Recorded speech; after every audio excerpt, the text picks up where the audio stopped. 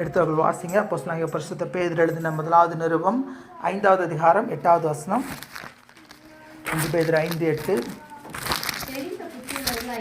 ஆமென்.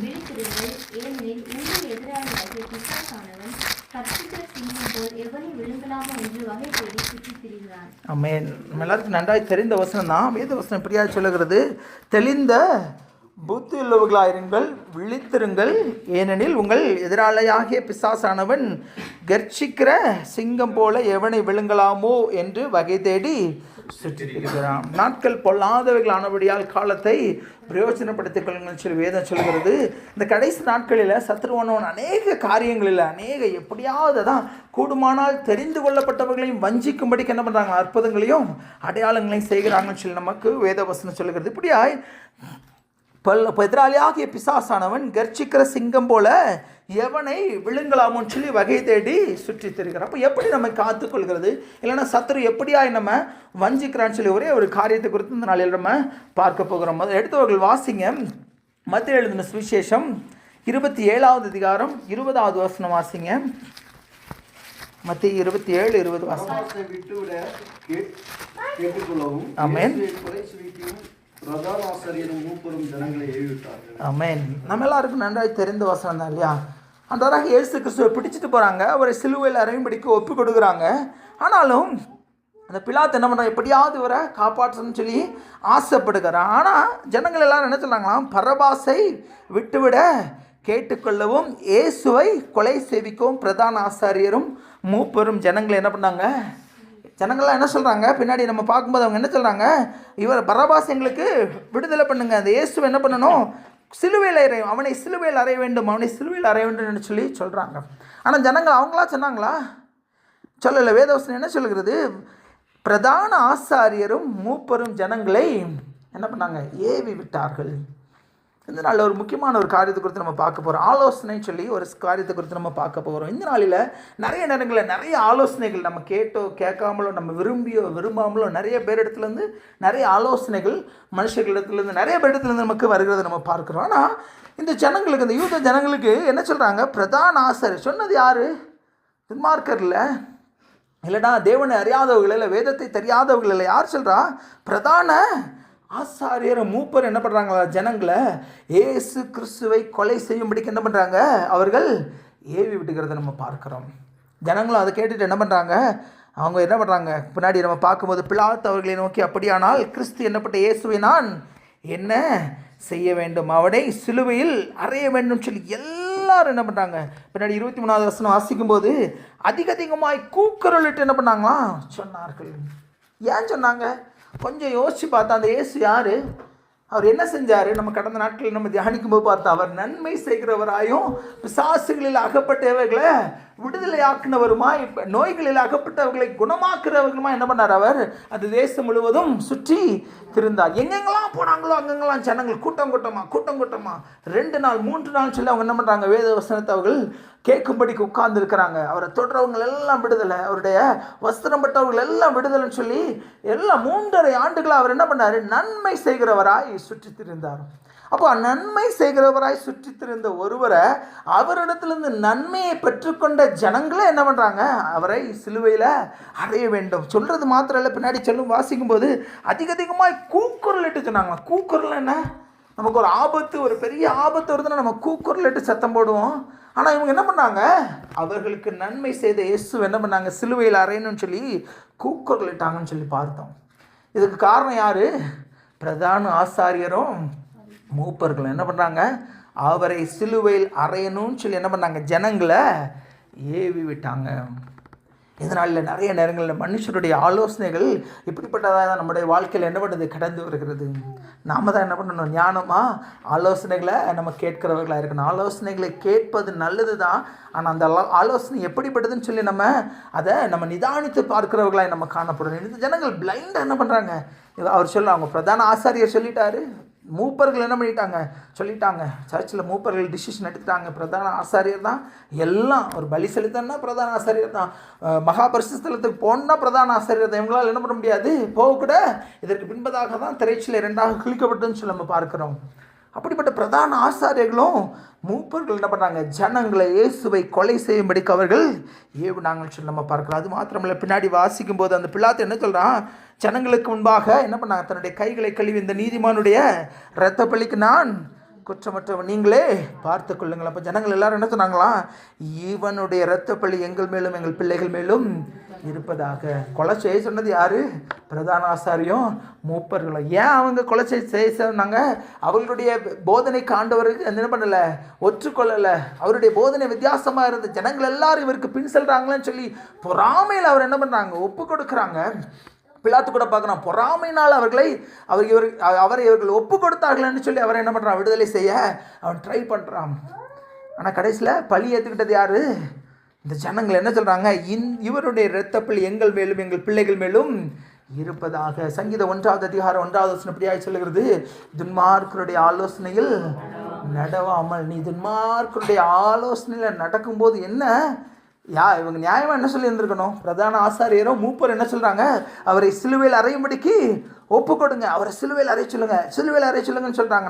நம்ம ஊரில் சொல்லுவாங்க இல்லையா, கொலை செய்கிறவனை காட்டில் அந்த கொலை செய்கிறதற்கு தூண்டுகிறவனுக்கு தான் என்ன பண்ணுறான் அதிக தண்டனை. நான் தூண்டி விட்ட ஜனங்கள் எல்லாம் என்ன பண்ணிட்டாங்க, நல்லவங்களா ஒதுங்கிட்டாங்க. நான் ஜனங்கள் எல்லாரும் என்ன பண்ணுறாங்க, வாலண்டியராக போயிட்டு இவனுடைய இரத்தப்பழி எங்கள் மேலும் எங்கள் பிள்ளைகள் மேலும் இருப்பதாகன்னு சொல்லுகிறது நம்ம பார்க்குறோம். இந்த நாள் இல்லாமல் ஜாக்கிரதை உள்ளவர்களாக இருக்கணும். மனுஷருடைய அது யாராக இருந்தாலும் பரவாயில்ல, யார் வேதபாரகரும் பிரதான ஆசாரியரும் மூப்பரும் என்ன பண்ணுறாங்க, ஜனங்களை வழி விலகி போக பண்ணுறாங்க. இதனால் நிறைய இடங்களில் நம்ம பார்க்குறோம். ஆண்டுடைய ஊழியத்தை செய்கிற ஜனங்களே, அதாவது ஆத்துமாக்களை வழி நடத்த வேண்டிய ஜனங்களை என்ன பண்ணுறாங்க, ஆத்துமாக்களை வழி தப்ப பண்ணுகிறத நம்ம பார்க்குறோம். ஆனால் கடைசியில் பாதிக்கப்பட போகிறது யார், விசுவாசிகள் தான். பாதிக்கப்பட போகிறது யார், நம்ம தான். அவங்க என்ன பண்ணுறாங்க, அவங்க அழகாக ஓரமாக நிற்கிறாங்கன்னா அந்த ஜனங்கள் எல்லாரும் என்ன சொல்கிறாங்க, இவனுடைய இரத்தப்பழி எங்கள் மேலும் எங்கள் பிள்ளைகள் மேலும் இருப்பதாக. ஆலோசனை யார் வேணாலும் என்ன ஆலோசனை வேணாலும் கொடுக்கலாம். ஆனால் பிளைண்டாக நம்ம அந்த ஆலோசனையை நம்ம ஆண்டோடைய சித்தம் கேட்காம நம்ம செய்யும்போது வருகிற எல்லாவற்றிற்கும் நாம் தான் எப்படியா இருக்கிறோம், நம்ம தலையில் தான் அது விழுகிறதா இருக்கிறது. இன்னொரு எக்ஸாம்பிள் கூட நம்ம பார்க்கலாம். அதே மத்திய எழுதின சுவிசேஷம் 26 அதிகாரம் 14-15 வசனத்தை வாசிங்க.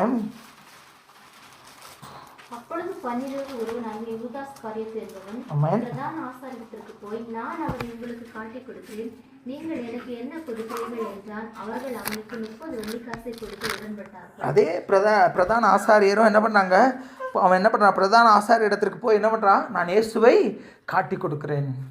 ஏன் அவன் போய் சொல்லணும், யோசிச்சு பார்த்தேன். ஏன் அவன் போய் திடீர்னு சும்மா உட்காந்துருக்கிறாங்க. அவங்க எல்லாம் இது அந்த ஒரு ஸ்திரீ தன் என்ன சொல்கிறா, விலை உயர்ந்த பரிமள தைலத்தை அவர் கால்களில் போட்டு அவர் எல்லாம் செய்கிறா. அப்போ இவங்கெல்லாம் சொல்கிறாங்க, ஏன் இப்படி வீணாக காசு செலவு பண்ணுறாங்க எல்லாம் சொல்லிவிட்டு இவன் நேரம் என்ன பண்ணுறான், யூதாஸ் காரியத்தை என்பவன் பிரதான ஆசாரியர் இடத்திற்கு போய், நான் அவரை உங்களுக்கு காட்டி கொடுக்கிறேன், நீங்கள் எனக்கு என்ன கொடுக்குறீங்க. அப்படின்னு என்ன அர்த்தம்? ஆக்சுவலாக இவங்க என்ன பண்ணுறாங்க, ரொம்ப நாளாக ஒரு வேலை என்ன பண்ணியிருக்கலாம், இவன்ட்ட கேட்டுட்டு இருந்திருக்கலாம் இல்லையா, நேசு கிறிஸ்துவை காட்டி கொடுக்குறியா, அப்படி ஒரு ஆஃபர் இருந்ததுனால தான் என்ன பண்ணுறான், அந்த ஆஃபரை ஒருவேளை ரொம்ப நாள் டினை பண்ணிகிட்டே இருந்திருக்கிறான். ஒரு நாள் என்ன பண்ணுறான், அந்த ஆஃபரை அக்செப்ட் பண்ண படிக்க என்ன பண்ணுறான், அவன் இந்த இடத்துக்கு கடந்து செல்கிறத பார்க்குறோம். அவன் சொல்கிறான், நேராக போய் பிரதான ஆசாரியர் இடத்துக்கு போய், நான் அவரை உங்களுக்கு காட்டி கொடுக்குறேன், நீங்கள் எனக்கு என்ன கொடுக்குறீர்கள். அவர்கள் அவனுக்கு 30 வெள்ளிக்காசை கொடுக்கறதற்கு உடன்பட்டார்கள். அதே நம்ம பின்னாடி பார்த்தோன்னு சொன்ன மத்திய எழுதின சுவிசேஷம் 27 அதிகாரம் 3 வசனம் வாசிங்க. அப்பொழுது அவரை காட்டி கொடுத்த யூதா அவர் மரண ஆக்கினைக்குள்ளாக தீர்க்கப்பட்டதை கண்டு மனஸ்தாபப்பட்டு அந்த 30 வெள்ளிக்காசை பிரதான ஆசாரியரிடத்திற்கும் மூப்பரிடத்திற்கும் திரும்ப கொண்டு வந்து, 4வது வசனம், குற்றமில்லாத இரத்தத்தை நான் காட்டி கொடுத்ததினால் பாவம் செய்தேன் என்றான். அதற்கு அவர்கள், எங்களுக்கு என்ன, அது உன் பாடு என்றார்கள். ஆமென். என்ன பண்ணுறான், காட்டி கொடுக்க ஒப்பு கொடுத்தான், வந்தான், 30 வெள்ளிக்காசை வாங்கிட்டான், காட்டி கொடுத்துட்டான். ஆனால் அவர் மரண ஆக்கணைக்குள்ளாக தீர்க்கப்பட்டதை கண்டு என்ன பண்ணுறான், மனஸ்தாபப்படுகிறான். அப்போ என்னெல்லாம் சொல்லி கன்வின்ஸ் பண்ணாங்களோ தெரியாது, எதற்காக இவன் காட்டி கொடுக்கணும்னு சொல்லி அவனை கன்வின்ஸ் பண்ணாங்களோ தெரியாது. ஒருவேளை நீ அவரை காட்டி கொடு, நாங்கள் அவரை சத்தம் போட்டு ஒருவேளை கண்டித்து நாங்கள் விட்டுருவோன்னு சொல்லியிருப்பாங்களா தெரியாது. ஆனால் நிறைய இடங்களில் ஆண்டவராக இயேசு கிறிஸ்து ஒரு உயர்ந்த மலையின் மேலே கொண்டு போய் அவர் விழத்தள்ளணும்னு பார்க்காங்க. அவர் என்ன பண்ணார், அப்படியே விட்டு மறைந்து போனான்னு சொல்லி வேதம் சொல்கிறது. ஒருவேளை நம்ம பிடிச்சு கொடுத்துருவோம், அவர் மறைஞ்சு மறுபடியும் நம்ம இடத்துல வந்துடுவார்னு சொல்லி அவன் நினச்சானா தெரியாது. ஆனால் அவர் மரண ஆக்கணைக்குள்ளாக தீர்க்கப்பட்டதை கண்டு மனஸ்தாபப்பட்டு என்ன பண்ணுறான், மறுபடியும் யார்கிட்ட வரான், பிரதான ஆசாரியர் இடத்திற்கும் மூப்பர் இடத்திற்கும் திரும்ப வந்து குற்றமில்லாத இரத்தத்தை நான் காட்டி கொடுத்ததனால் பாவம் செய்தேன், அதற்கு அவர்கள் எங்களுக்கு என்ன அது உண்பாடு. மார்க்கருடைய ஆலோசனையில் நம்ம நடக்கும்போது வருகிறதற்குரிய பலனை நம்ம தான் என்ன பண்ணணும், அனுபவிச்சு ஆகணும். அதனால் நம்ம ஜாக்கிரதையுள்ளவர்களாய் காணப்படணும். யாருடைய ஆலோசனையை நம்ம கேட்குறோம், அதான் சொல்லல, ஊழியக்காரனே வசனத்தை சொன்னால் நம்ம என்ன பண்ணணும், வேதத்தை நம்ம ஆராய்ந்து பார்க்கிறவர்களாய் நம்ம என்ன பண்ணணும், காணப்படணும். நம்ம அப்படியே வேதத்தில் நம்ம பின்னாடி வந்தோம்னு சொன்னால் நம்ம எல்லாருக்கும் நன்றாய் தெரிந்த சம்பவம் ஆதியாகவும் 3வது அதிகாரத்தில் என்ன சொல்லுது, சர்ப்பம் என்ன சொல்லுது, ஸ்திரியை நோக்கி 4வது வசனம், நீங்கள் சாகவே சாவதில்லை. ஆண்டவர் என்ன சொல்லியிருக்கிறார், நீங்கள் இந்த தோட்டத்தின் நடுவில் இருக்கிற விருட்சத்தை மாத்திரம் நீங்கள் என்ன பண்ண வேண்டாம், புசிக்க வேண்டாம், நீங்கள் அதை சாகாதபடிக்கு அதை புசிக்கவும் அதை தொடவும் வேண்டாம் என்று சொன்னார் என்றால். ஆண்டவர் என்ன சொன்னார், இந்த ஒரு நன்மை தீமை அறியத்துக்கு இந்த ஒரு கனியை மட்டும் என்ன பண்ணாத, புசிக்காத. எதுக்காக புசிக்கக்கூடாது, நீங்கள் சாகாதபடிக்கு அதை புசிக்கவும் அதை தொடவும் வேண்டாம். சத்துரு என்ன சொல்லலாம், நீங்கள் அதை புசிக்கும் நாளிலே சாகவே சாவது இல்லை. யார் சொன்ன பேச்சு கேட்டாங்க, சர்ப்பம் சொன்ன பேச்சு தான் கேட்டாங்க இல்லையா. கடைசியில் பின்னாடி என்ன ஆச்சு, ஆண்டவர் என்ன சொல்கிறாரு, 2 பேரும் என்ன பண்ணுறாரு, அந்த ஏதேன் தோட்டத்திலேருந்து துரத்து விடுகிறத நம்ம பார்க்குறோம். ஆலோசனைகள் நிறைய பேர் கொடுப்பாங்க, ஆலோசனை நிறைய இடத்துலேருந்து வரும். ஆனால் ஆலோசனையை கேட்குற நாம் எப்படிப்பட்டவர்களாக இருக்கணும், ஜாக்கிரதையுள்ளவர்களாய் காணப்படணும். அதைத்தான் வேதம் சொல்லுகிறது, நம்ம ஜாக்கிரதையுள்ளவர்களாய் காணப்படணும். துன்மார்க்கருடைய ஆலோசனையில் நம்ம நடவாதபடிக்கு நம்ம எச்சரிக்கை உள்ளவர்களாக இருக்கணும். வாசிங்க யோபு 21வது அதிகாரம் 16வது வசனம் வாசிங்க.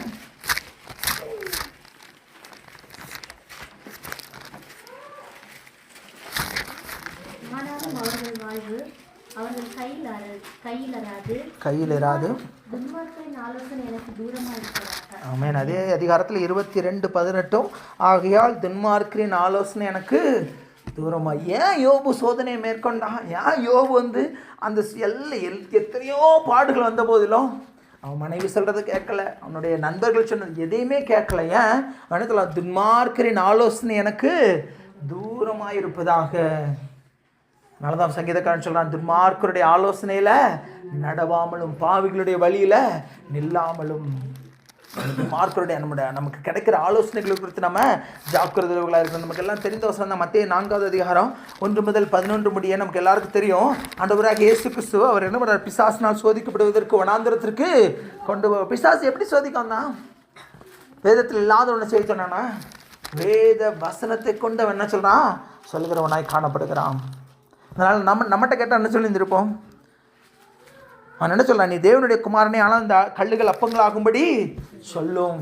நான் தேவனுடைய குமாரன் தான், நான் சொன்னால் கல்லுகள் அப்பங்கள் ஆவதான் செய்யும். ஆனால் ஆண்டவர் என்ன சொல்கிறாரு, இல்லை, மனுஷன் அப்பத்தினாலே மாத்திரமில்லை தேவனுடைய வாயிலிருந்து புறப்படும் ஒவ்வொரு. அதனால தான் கெர்ச்சிக்கிற சிங்கம் போல எவனை விழுங்கலாமோ என்று வகை தேடி சுற்றி திரிகிறான். யூதாஸுக்கு 30 வெள்ளிக்காசுனா ஏசப்பாக்கு என்ன, ஆண்டவருடைய வசனம். ஆனால் அவர் என்ன பண்ணுறாரு, வசனத்தை கொண்டே பிசாசு என்ன பண்ணுறாரு, ஜெயிக்கிறவராய் காணப்படுகிறார். இந்த நாளில் வசனத்தை கொண்டு தான் அநேக கிறிஸ்தவ ஜனங்களை வஞ்சிக்கிறத நம்ம பார்க்குறோம். வசனத்தை திரிச்சு நிறைய காரியங்கள் என்ன பண்ணுறாங்க, அநேக ஜனங்களை நம்ம வஞ்சிக்கிறத நம்ம பார்க்குறோம். அதனால் நம்ம ஜாக்கிரதையுள்ளவர்களாய் காணப்படணும். ஏனால் நம்ம மொதல் வசனம் வாசிக்கும் போது, பிசாசினால் சோதிக்கப்படுவதற்கு ஆவியானவரால் வனாந்திரத்திற்கு கொண்டு போகப்பட்டார். ஆவியானவர் அவர் கூட இருந்தான்னு சொல்லி நம்ம பார்க்கிறோம். அதே மாதிரி பின்னாடி பார்க்கும்போதும் 3 காரியங்கள் என்ன பண்ணுறார், அவர் பிசாசை ஜெயிக்கிறவராய் அவர் காணப்படுகிறான்னு சொல்லி வேதம் சொல்கிறது. இதனால நாம் ஆலோசனைகளை நம்ம எப்படி ஹேண்டில் பண்ணுறோம்னு சொல்லி நம்ம ஜாக்கிரதையுள்ளவர்களாய் நம்ம காணப்படணும். ஏன்னா ஒரு காரியம் செய்துட்டு யூதாஸ் பார்த்தீங்களா, என்ன செஞ்சுட்டான், அவங்க என்ன சொல்கிறாங்க, அது எங்களுக்கு என்ன, அது உன் பாடு. யார் மேலே வந்துச்சு, எங்கள் மேலும் எங்கள் பிள்ளைகள் மேலே அவருடைய இரத்தப்பழி சுமருவதாக. எப்படி என்ன ஆச்சு அவங்களுக்குன்னு சொல்லி அவங்க அந்த பிள்ளைகளெல்லாம் என்ன பண்ணாங்களா, காலை பிடிச்சி என்ன பண்ணாங்க, சுவற்றில் தலையை என்ன பண்ணுறாங்களா மோதி அடித்து அவங்க பிள்ளைங்களெல்லாம் கொண்டாங்கன்னு சொல்லப்படுகிறது. அவங்களுக்கு மாத்திரம் இல்லை, என்ன சொல்கிறாங்க, ஆசீர்வாதத்தை இல்லை, என்ன சொல்கிறாங்க, சாபத்தை எங்கள் மேலும் எங்கள் பிள்ளைகள் மேலும் இந்த மனுஷனுடைய இரத்தப்பழி சுமருபதாகன்னு சொல்லி அவங்க சொல்கிறத நம்ம பார்க்குறோம். நம்ம அப்படிப்பட்டவர்களாக இராதபடிக்கு ஆண்டவரிடத்திலிருந்து நம்ம கேட்டு பெற்றுக்கொள்கிறவர்களாக நம்ம காணப்படணும். இன்னொரு எக்ஸாம்பிள் கூட வாசிக்கலாம். நம்ம எல்லாரும் வேதத்தை திருப்பிக் கொள்ளலாம். 1 சாமுவேல் எல்லாருக்கும் நன்றாக தெரிந்த சம்பவம் தான். 30வது அதிகாரம். நம்ம வாசிக்கும்போது தாவீதும் அவன் மனுஷரும் 3ஆம் நாளிலே சிக்லாக்கு வந்து சேர்கிறதுக்கு முன்னே என்ன பண்ணுறாங்களா, அமலேக்கியர் வந்து சிக்லாக்கை கொள்ளையடித்து என்ன பண்ணுறாங்க, 2வது வசனத்தில் அதிலிருந்த ஸ்திரீகளும் சிறியவர் பெரியவர்கள் எல்லாரும் என்ன பண்ணுறாங்க, சிறைபிடித்து ஒருவரையும் கொன்றுபடாமல் பிடித்து என்ன பண்ணா வெளியே போயிட்டாங்க. 4வது வசனம் எப்படியா சொல்லுகிறது, அப்பொழுது தாவீதும் அவனோடு இருந்த ஜனங்களும் அழுகிறதற்கு தங்களில் பலனில்லாமல் போக மட்டும் சத்தமிட்டு அழுதார்கள். யோசிச்சு பாருங்க, அந்த சூழ்நிலையில் நம்ம வச்சு பார்த்தோன்னு சொன்னால், பெலிஸ்தர் கூட யுத்தம் பண்ணணும்னு சொல்லி போகிறாங்க, திரும்பி வர்றாங்க, வரும்போது எதுவுமே இல்லை. அவங்க சுட்டரிச்சுட்டு என்ன பண்ணுறாங்க, எல்லாருடைய மனைவி பிள்ளைங்க எல்லா பொருட்கள் எல்லாவற்றையும் என்ன பண்ணிட்டாங்க, சிறைபிடித்து கொண்டு போயிட்டாங்க. எல்லாரும் அழுகிறதற்கு பலன் இல்லாமல் போக மட்டும் அழுதார்கள். தாவீது மிகவும் என்ன பண்ணா, 6வது வசனம் எப்படியா சொல்லுங்க, தாவீது மிகவும் நெருக்கப்பட்டான். எல்லாரும் என்ன பண்ணுறாங்க, தன்னுடைய மனைவி பிள்ளைங்க எல்லாரும் போயிட்டாங்களேன்னு சொல்லி அவனை கல்லறிய வேண்டும் என்று சொல்லி கொண்டார்கள். அப்போ நம்மளால தான் என்ன பண்ணோம், ஒரு காரியம் தொலைஞ்சிட்டு, இல்லைன்னா ஒரு காரியத்தை மறந்தாப்பில் எங்கே வச்சுட்டு வந்துட்டோம், கமிஸ் போகிற ஒரு காரியத்தை ஒரு மொபைலையோ எதையோ நம்ம கடையில் வச்சுட்டு வந்துட்டோம். முதல்ல என்ன பண்ணோம், டக்குன்னு வண்டி எடுத்துகிட்டு போய் என்ன பண்ணோம், மறுபடி எடுக்க. தாவீது யார், போர் வீரன் இல்லையா, அவர்ன்றது வெண்கல வில்லு புயங்களால் விளையும்படி கர்த்தர் என்னை யுத்தத்திற்கு பழக்க வைக்கிறான்னு சொல்கிறார், யுத்த வீரன். அதனால ஆண்டவர் சொல்லார், நீ என்னுடைய ஆலயத்தை நீ என்ன பண்ண வேண்டாம், கட்ட வேண்டாம், அவனுடைய மகன் கட்டுவான்னு சொல்லி. அப்போ ஒரு யுத்த வீரன் முதல்ல அவனுக்கு என்ன வந்திருக்கணும், உடனே போய் என்ன பண்ணோம், என்னுடைய மனைவி பிள்ளைங்க என்னுடைய ஜனங்கள் எல்லாருடைய மனைவி பிள்ளைகள் எல்லாரையும் நான் என்ன பண்ணணும், திருப்பி கொள்ளணும். அப்படி செஞ்சாரா தாவீது? என்ன சொல்கிறாரு தாவீது, 8வது வசனம் எப்படியா சொல்லுகிறது, தாவீது கர்த்தரை நோக்கி நான் அந்த தண்டை பின்தொடர வேண்டுமோ அதை பிடிப்பேனோ என்று கேட்டான். கூட இருக்க ஜனங்கள்லாம் என்ன சொல்லியிருப்பாங்க, டேய் உனக்கு அறிவு இருக்காடா, அப்போ மனைவி பிள்ளைங்கள்லாம் போனால் போட்டு நான் அப்படியே இருந்து ஆண்டவர் பின்தொடர வேண்டாம்னு சொல்லிட்டா நீ அப்படியே இருந்துருவியா அப்படி சொல்லி கேட்டுக்கலாம் இல்லையா. என்ன மனைவி பிள்ளைங்க அவருக்குள்ளே எல்லாவற்றையும் கொண்டு போயிட்டாங்க, சுட்டெரித்து போட்டு போயிட்டாங்க, வெறும் புகையாக இருக்குது, ஒரே சாம்பல் இது மட்டும்தான் இருக்குது, எதுவுமே இல்லை, வெறுமனையாக நிற்கிறாங்க. ஆனால் அவன் என்ன சொல்கிறான், அந்த தண்டையை நான் பின்தொடர வேண்டுமோ வேண்டாமோ, ஆண்டவரே நான் போட்டான்னு சொல்லி கூட கேட்கல, நான் அதை பின்தொடர வேண்டுமா வேண்டாமா, அவர்கள் வேண்டான்னு சொல்லி தான் நீ இல்லை நீ இருந்திருப்பியா அப்படின்னு சொல்லி அன்றைக்கு நேரங்களில் ஜனங்கள் கூட என்ன பண்ணியிருந்திருக்கலாம், அவனை நிந்தித்திருக்கலாம். ஆனால் தாவீது எந்த சூழ்நிலையில் அவன் என்ன பண்ணுறான், ஆண்டவருடைய சித்தத்தை அறியவனா. தாவீது கர்த்தரை நோக்கி கேட்குறான். அப்போ ஆண்டவர் என்ன சொல்கிறாரு, அதை பின்தொடர், அதை நீ பிடித்து சகலத்தையும் திருப்பிக் கொள்வாய். நம்ம பின்னாடி வாசிக்கும் போது அவன் சகலத்தையும் திருப்பிக் கொண்டான்னு சொல்லி நம்ம பார்க்குறோம். இந்த நாளில் நம்முடைய வாழ்க்கையை நம்ம எப்படி, யாராவது என்னத்தையோ சொல்லிட்டாங்கன்னு எதையோ செஞ்சு நம்ம எத்தனை காரியங்களை நம்ம விழுந்து போயிருப்போம், இல்லைன்னா எத்தனை காரியங்களை நம்ம அவமானப்பட்டு நம்ம உட்கார்ந்துருப்போம்னு சொல்லி ஒரு விஷயமாக நாமே சிந்தித்து பார்ப்போம். துன்மார்க்கரின் ஆலோசனை எனக்கு தூரமாக இருப்பாதாகன்னு சொல்லி யோபு சொல்கிறான். அதனால தான் அவனால் நிற்க முடிந்தது. எத்தனை பாடுகள், எத்தனை உபத்திரங்கள் எது வந்தாலும் அவர் என்னை கொன்று போட்டாலும் நான் அவர் மேல் நம்பிக்கையாக இருப்பேன். மனுஷர்கள்ட்ட கேட்டால் என்ன சொல்லியிருப்பாங்க, செத்ததுக்கப்புறம் நீ என்னடா செய்ய போகிற, நீ இருந்து என்ன, நீ செத்து என்னன்னு சொல்லி நம்ம நிறைய பேர் டிஸ்கரேஜ் பண்ணியிருப்பாங்க. ஆனால் அவனுடைய எல்லா மனுஷருடைய ஆலோசனைகள் எல்லாவற்றையும் அவன் தூரதல்கிட்ட அவன் என்ன பண்ணான், அவர் என்னை கொன்று போட்டாலும் நான் அவர் மேல் நம்பிக்கையாக இருப்பேன். இந்த நாளில் நாம் யாருடைய ஆலோசனைகளை நம்ம பின்பற்றுகிறவர்களாக இருக்கிறோன்னு சொல்லி ஒரு விஷயமாக நாமே சிந்தித்து பார்ப்போம். துன்மார்க்கருடைய ஆலோசனையில் நடவாமல், துன்மார்க்கரின் ஆலோசனை எனக்கு தூரமாயிருப்பதாக. வாசிங்க நீதிமொழிகள் 8வது அதிகாரம் 14வது வசனம் வாசிங்க.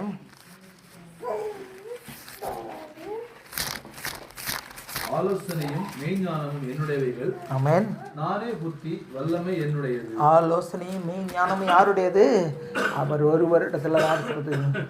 அவர் ஒருவருடைய ஆலோசனையை மாத்திரம் தான் நம்ம என்ன பண்ணணும், கேட்கணும். எந்த மனுஷன் எந்த ஊழியக்கா யாராக இருந்தாலும் பரவாயில்ல, வேதம் இப்படியா சொல்லுகிறது, ஆலோசனையும் மெய்ஞானமும் என்னுடையவைகள். பின்னாடி என்னாலே ராஜாக்கள் அரசாளுகிறார்கள், பிரபுக்கள் நீதி செய்கிறார்கள். நம்ம இந்த நாளில் யாரை தேடி ஓடுறோம்? ஒரு ஆலோசனை, ஒரு காரியத்தில் டவுட்டு, ஒரு காரியம் செய்யலாமா வேண்டாமா, இல்லை ஒரு காரியம் செய்கிறதற்கு முன்பதாக நம்ம யாரை தேடி ஓடுகிறோம்னு சொல்லி ஒரு விஷயமாக நம்மை சிந்தித்து பார்ப்போம். சங்கீதம் 139 அதிகாரம் 17 வசனம் இப்படியாய் சொல்லுகிறது, கர்த்தாவே தேவனே உமது ஆலோசனைகள் எனக்கு எத்தனை அருமையானவைகள்.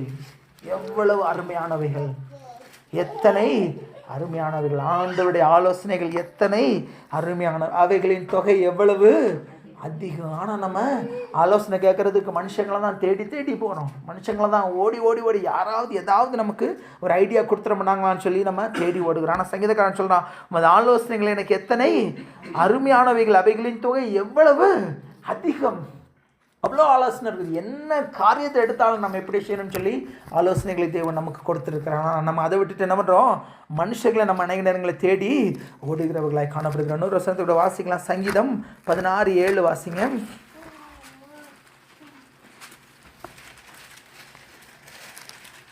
எனக்கு ஆலோசனை தந்த கர்த்தரை துதிப்பேன். ஆமென்.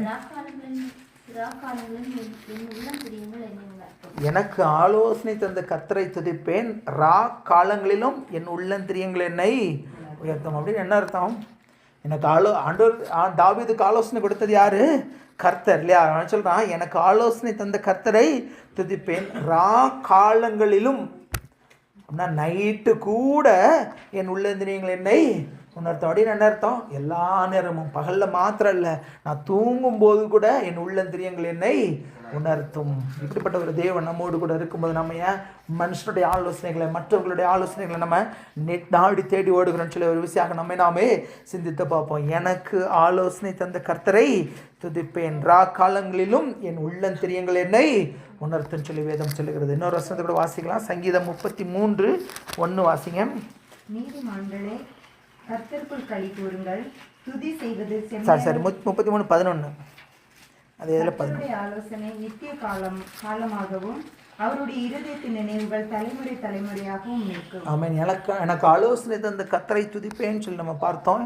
அவருடைய ஆலோசனை எத்தனை அருமையானது, அவைகளின் தொகை எவ்வளவு அதிகம்னு சொல்லி நம்ம பார்த்தோம். ஆனால் இந்த இடத்துல வேதம் சொல்லுகிறது, கர்த்தருடைய ஆலோசனை நித்திய காலமாகவும் அவருடைய இருதயத்தின் நினைவுகள் தலைமுறை தலைமுறையாகவும் நிற்கும். நம்ம இந்த காலங்களில் நம்ம கிறிஸ்தவர்கள் சொல்கிற சாக்கு போக்கில் ரொம்ப முக்கியமான ஒரு காரியம் என்ன? இந்த காலத்துக்கெலாம் அது என்ன ஆகாது, செட்டு ஆகாது. அது பழைய ஏற்பாட்டின் காலத்தில் ஒரு வேளை ஓகேயாக இருந்திருக்கலாம், இயேசுவின் காலங்களில் ஒரு வேளை ஓகேயாக இருந்திருக்கலாம், பவுல் காலத்தில், பேதுரு காலத்தில் அது ஓகேயாக இருந்திருக்கலாம். அப்படி இல்லை, கர்த்தருடைய ஆலோசனை நித்திய காலமாயும் அவருடைய இருதயத்தின் நினைவுகள் தலைமுறை தலைமுறையாகவும் நிற்கும். எத்தனை வருஷம், எத்தனை ஆண்டுகள் ஆனாலும் பரவாயில்ல, கர்த்தருடைய ஆலோசனை நித்திய காலமாய் காணப்படுகிறது. எத்தனை வருஷம் ஆனாலும், என்ன சூழ்நிலைகள், நம்ம என்ன நிலைமைக்கு போனாலும் நம்ம யார்கிட்ட தான் போய் நிற்கணும்? ஆலோசனைக்கு அவரிடத்துல தான். ஆலோசனை மெய்ஞானமும் என்னுடைய சொல்லி வேதம் சொல்லுகிறது. இன்னொரு வசனத்தை கூட வாசிக்கலாம். சங்கீதம் 73:24 வாசிங்க. உம்முடைய ஆலோசனையின்படி நீர் என்னை நடத்தி முடிவிலே என்னை மகிமையில் ஏற்றுக்கொள்வீர். ஆமென். உம்முடைய ஆலோசனையின்படி நீர் என்னை நடத்தி முடிவில் என்னை மகிமையில் ஏற்றுக்கொள்வீர். ஆண்டவருடைய ஆலோசனையின்படி நம்ம நடக்கும்போது தான் முடிவில் ஆண்டவர் என்ன பண்ணுவார்? மகிமையில் நம்மை ஏற்றுக்கொள்வார். மனுஷருடைய ஆலோசனைப்படி இவர்களை நம்ம இந்த வேதபாரர்கள், பிரதான ஆசாரிகள் சொல்கிறாங்க, அவர் சிலுவையில் அறையும் சொல்கிறாங்க. ஒருவேளை மேலே போனதுக்கப்புறம் அவங்க கேட்கலாம் இல்லையா அந்த ஜனங்களை, எப்போ உன் பேச்சை கேட்டு தான் என்ன பண்ண இயேசுவை சிலுவையில் அறையும்படிக்கு ஒப்பு கொடுத்தேனே, நான் இப்போ நரகத்தில் வந்து கிடக்கணுன்னு கேட்டால் அவங்க என்ன சொல்லுவாங்க? யூதாசு கொடுத்த அதே பதில் தான். அது எங்களுக்கு என்ன, அது உண்பாடு. அவருடைய ஆலோசனையின்படி என்னை நடத்தி. ஆனால் இவங்க எங்கே இருப்பாங்கன்னு தெரியாது. வேதபாரர்களும் பிரதான அவங்க நரகத்தில் இருப்பாங்களோ இல்லை பரலோகத்தில் இருப்பாங்களோ தெரியாது. அதை குறித்து நம்ம நாளைக்கு பார்க்கலாம், அதை குறித்து பார்க்கலாம். ஆனால் இந்த நாளில் தேவன் நமக்கு சொல்லுகிற காரியம், உம்முடைய ஆலோசனையின்படி நீர் என்னை நடத்தி முடிவில் என்னை மகிமையில் ஏற்றுக்கொள்வீர். அவருடைய ஆலோசனையின்படி நம்ம நடக்கும்போது தான் அவர் முடிவில் நம்மை மகிமையில் என்ன பண்ணுவார்? ஏற்றுக்கொள்வார். யோபு இருக்கிறதுமெல்லாம் எனக்கு நன்றாய் தெரியும். அது என்ன சொல்ல, நீர் என்னை கொன்று போட்டால் நான் மேல் நம்பிக்கையாக இருப்பேன். அப்போ தான் ரெட்டிப்பான ஆசீர்வாதம், அப்போ தான் அவர் மகிமையில் நம்மை சேர்த்துக்கொள்வார். அவருடைய ஆலோசனை நடக்கும்போது நம்ம எல்லாரும் உலகத்தில் யார் யார் என்னென்னலாம் சொல்கிறாமோ எல்லாத்தையும் கேட்டுட்டு கடைசியில் ஆண்டவர்கிட்ட போயிட்டு, ஏன் ஆண்டவரே என் வாழ்க்கை எப்படி இருக்கிறது, ஏன் ஆண்டவரே நீ என்னை ஆசீர்வதிக்க மாட்டேங்கிறது, ஏன் ஆண்டவரே என்னுடைய வாழ்க்கையில் நான் எழும்பி பிரகாசிக்க முடியலை, ஏன் என் ஆவிக்குரிய வாழ்க்கையில் நான் பலப்பட முடியலை, ஏன் என்னுடைய ஆவிக்குரிய வாழ்க்கையில் முன்னாடி வந்து அனல் இல்லைன்னு சொன்னால் அவர் என்ன சொல்றார், என்னுடைய ஆலோசனை இப்படி நடந்தால் தான் என்ன பண்ண நான் உன்னை முடிவில் மகிமையில் ஏற்றுக்கொள்வேன். நாம் அவருடைய ஆலோசனையை தள்ளி நம்ம மற்ற எல்லாருடைய ஆலோசனை இப்படி நடந்தோம்னு சொன்னால் நம்முடைய வாழ்க்கை எப்படிப்பட்டதாக தான் இருக்கும், இப்படியாகத்தான் இருக்குன்னு சொல்லி வேதம் சொல்லுகிறது. அதனால் இந்த நாளில் நாம் சிந்தித்து பார்ப்போம். இதனால் யாருடைய ஆலோசனையின்படி நம்ம நடக்கிறோன்னு சொல்லி நாமே சிந்தித்து பார்ப்போம். எல்லா ஒரு நிமிஷமெல்லாம் கால் பண்ணிடலாமா? எல்லா ஒரு நிமிஷம் ஆண்டவரை நோக்கி பார்க்கலாம். யோபு சொல்கிறாரு, துன்மார்க்கருடைய ஆலோசனை எனக்கு தூரமாயிருப்பதாக. யாருடைய ஆலோசனையை நம்ம விரும்பி தேடி நாடி ஓடுறோம், ஒரு கஷ்டம், ஒரு பாடு, ஒரு சின்ன கன்ஃபியூஷன் வந்து நம்ம இந்த நாளில் யாரை தேடி ஓடுகிறோன்னு சொல்லி ஒரு விசாக நாமே சிந்தித்து பார்ப்போம். சங்கீதக்காரன் இப்படியா சொன்னா, உடைய வசனம் என் கால்களுக்கு தீபமும் என் பாதைக்கு வெளிச்சமாக இருக்கிறதுன்னு சொன்னா. அவருடைய வசனம் அவன் கால்களுக்கு தீபமாக இருந்தபடினால தான் அவ்வளோ பெரிய பாடு, வாழ்க்கையே போச்சு, எல்லாம் தனக்குண்டான மனைவி பிள்ளைகள் எல்லாவற்றையும் இழந்த போதிலும் அவன் ஆண்டவரை நோக்கி கேட்குறான், கர்த்தரை நோக்கி கேட்குறான். இதனால் நாம் எப்படிப்பட்டவர்களாக இருக்கிற ஒரு சின்ன பாடு, ஒரு சின்ன உபத்திரவம், ஒரு சின்ன கஷ்டம்னு சொல்லி வந்துட்டு நம்ம யாரை தேடி ஓடுகிறோம்னு சொல்லி ஒரு விஷயம் நாம சிந்தித்து பார்ப்போம். எல்லாம் ஒப்பு கொடுப்போம். 6 நிமிஷம் ஒப்பு கொடுப்போம். ஆலோசனையும் மெய்ஞானமும் கர்த்தருடையவைகள். ஓ தேவனே, உமது ஆலோசனைகள் எத்தனை அருமையானவைகள், அவைகளின் தொகை எவ்வளவு அதிகம்னு சொல்லி சங்கீதக்காரன் சொல்றான். ஓ உம்முடைய ஆலோசனையின்படி என்னை நடத்துங்க ராஜா, உம்முடைய ஆலோசனையின்படி என்னை நடத்துங்க ஆண்டவரே. நான் உனக்கு போதித்து நீ நடக்க வேண்டிய வழியில் உன்னை நடத்துவேன்னு சொன்னீங்களாப்பா.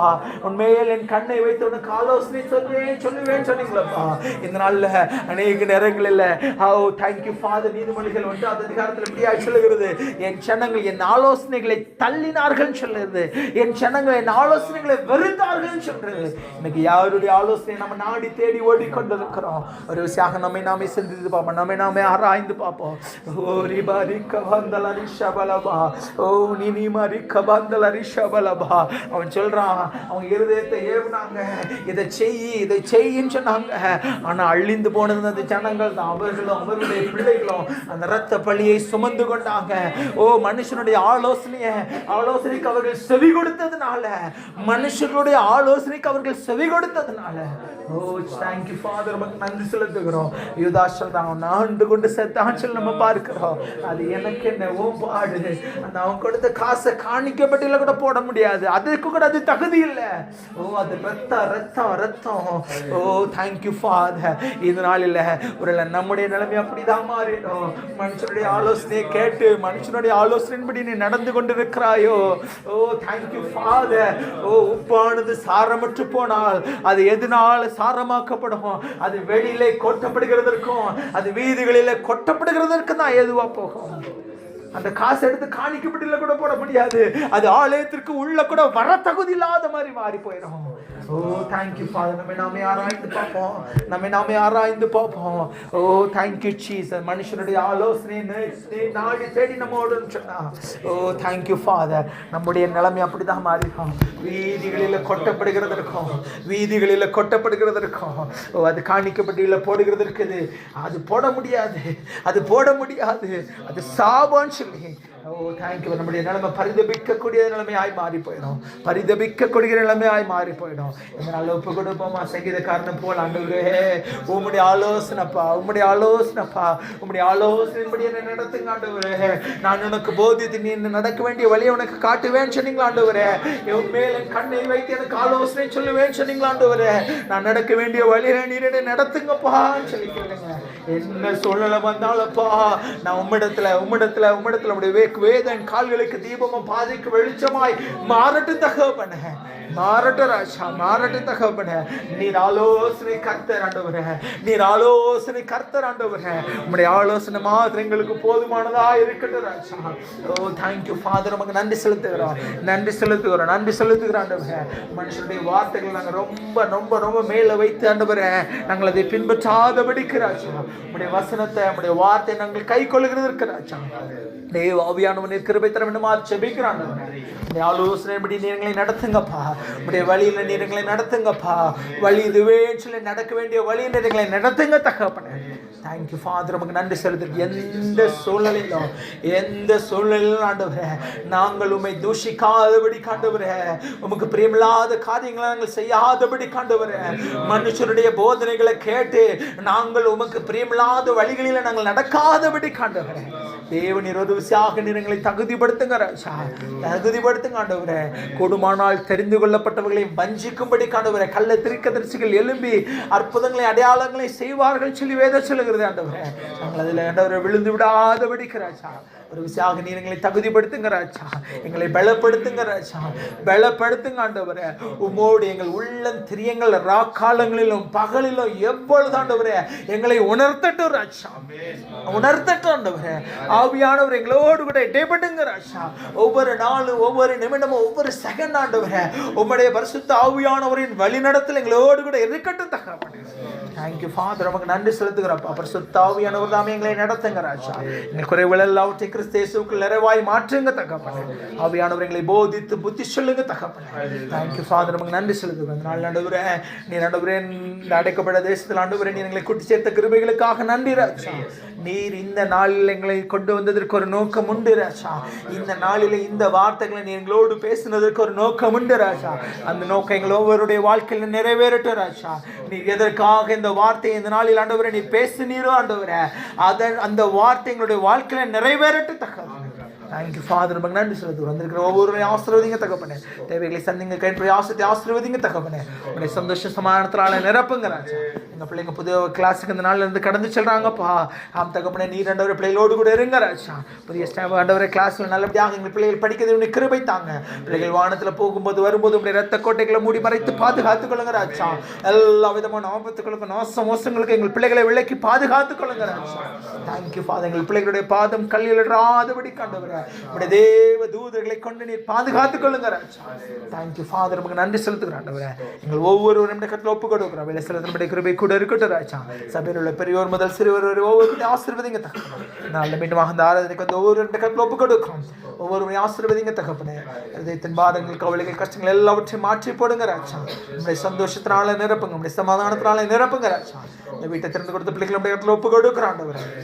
நாம ஒரு கலசம் தண்ணீரை கொடுத்தாலும் அதன் பலனை அடைந்தே திருவேங்கள் சொன்னீங்களா ஆண்டவரே. இந்த நாளில் ஆண்டவரே இந்த ஆராதனைக்குரிய ஆசீர்வாதத்தை ஆண்டவரே இந்த பிள்ளைகள் பெற்று உம்முடைய நாமத்தை மகிமைப்படுத்த ராஜா. தேவனுடைய கிருபை தர வேண்டும் ஆட்சேபிக்கிறோம். சகல துதிகான மகிமை எல்லாவற்றும் ஒருவருக்கே எடுக்கிறோம். பிரேசுக்கு சுமந்து நல்ல பிதாவே.